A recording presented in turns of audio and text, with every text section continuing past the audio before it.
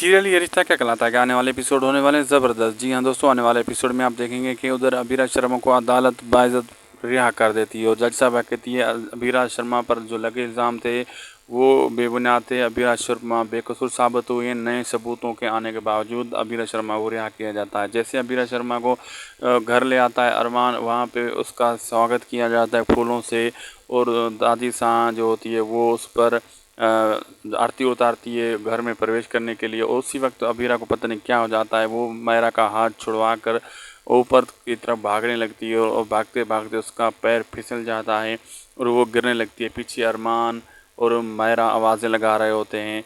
अब देखना मज़ेदार होगा आगे क्या क्या होने वाला है। वीडियो अच्छी लगी तो लाइक करें, शेयर करें, सब्सक्राइब करें। मिलते हैं आपसे एक अगली ज़बरदस्त अच्छी और बेहतरीन वीडियोज़ में। हमारे साथ बनी रहिए सिर्फ इसी चैनल पर।